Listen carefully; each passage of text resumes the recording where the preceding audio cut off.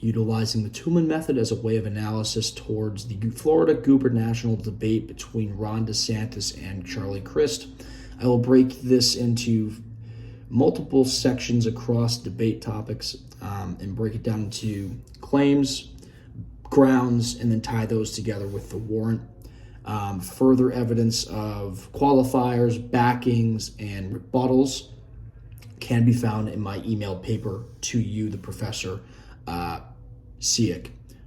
This is for SPE-425, Persuasion, Argumentation, and Conflict Resolution.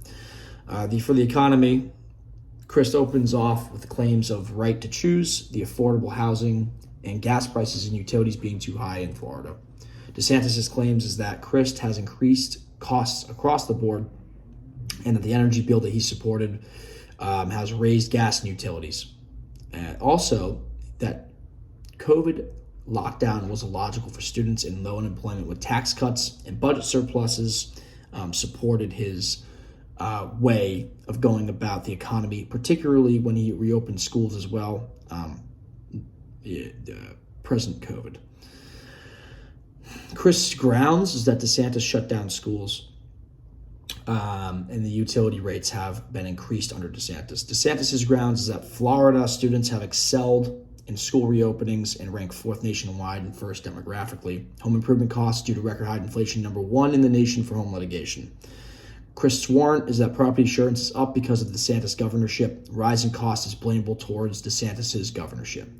DeSantis' warrant is that energy prices are up because of the Biden-Crist energy bill. Rising costs in general are due to rises in inflation under Democrats' policy plans.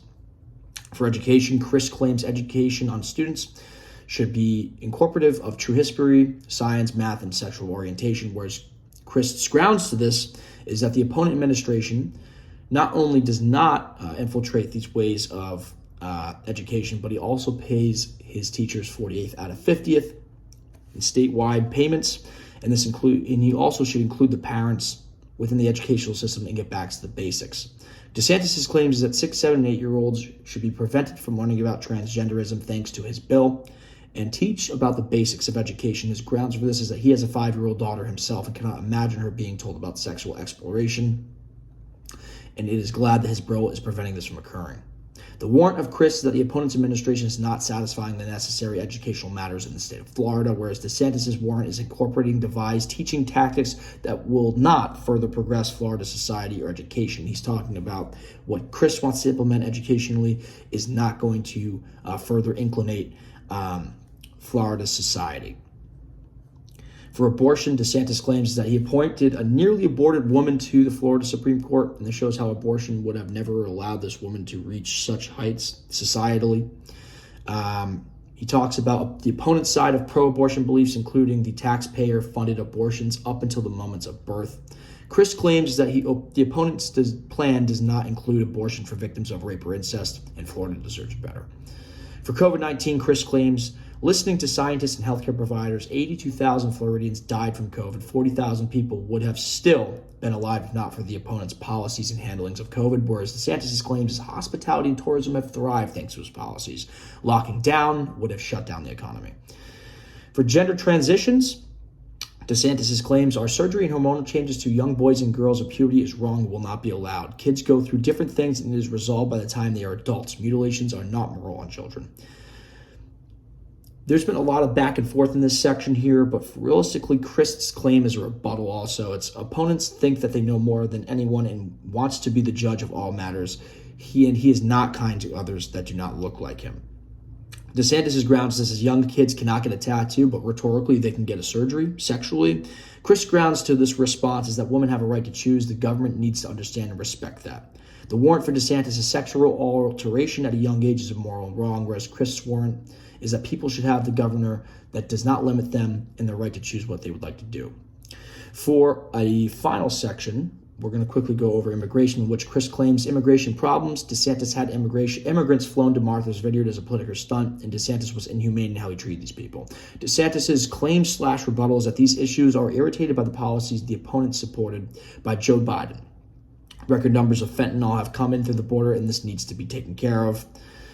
And he gave some further examples there. His grounds for this is the opponent showed up to Congress for only 14 days and makes over $100,000 a year. The back end of that past claim is that Crist does not do enough to secure his job in Congress. Crist's grounds to this is that the way in which the opponent goes about securing the bar is wrong. DeSantis' warrant is that Crist is a career politician who will not enact true change.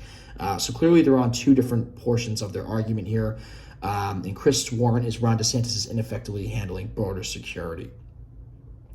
On matters of drug issues and public safety, I will quickly rile this up now. DeSantis claims that 500,000 doses of Narcan have been given to first responders in Florida, and this is reflective of his policies. Crist claims that making sure leaders have understandings of laws that are in place, and that crime is up under DeSantis, and that stopping the flow of drugs and closing the border is not something of much security as DeSantis would like it to appear.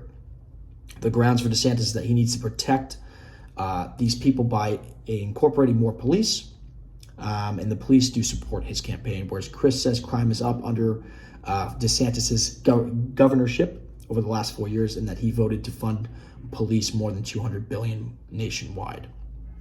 The warrant for DeSantis' policies are secure and promote general safety and well-being, whereas Crist's warrant is a current leader of the state is ineffective in managing crime. As a final portion, Crist's claim is that I've signed death warrants, and I understand why my opponent has as well too. This is also partly a rebuttal, for he's also understanding DeSantis' side of the view. He talks particularly about Nicholas Cruz and that he should have received the death penalty, enforce the laws. DeSantis' claims and rebuttals that Nicholas Cruz should be put to death in agreement with Charlie Crist, and no accountability granted towards the crime.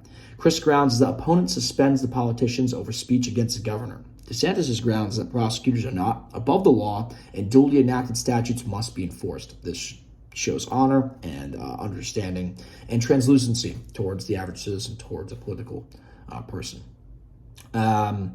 Closing statements were analyzed, and quality of public speaking was also written about in the document, but for the sake of this video, I believe Ron DeSantis won, as he owned the stage not only physically but verbally more so, and he stayed more congruent with his opinions and points.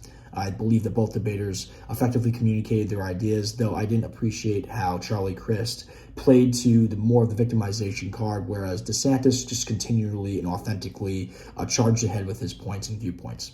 Well, thank you for watching Professor Siak. It's been a wonderful semester. Excuse the fact that I went over by 2.5 minutes. I hope you understand. It's 7 pages worth of information, and this is my 4th time going about it. So with that being said, have a Merry Christmas, and to anyone else who watched, yeah, peace out.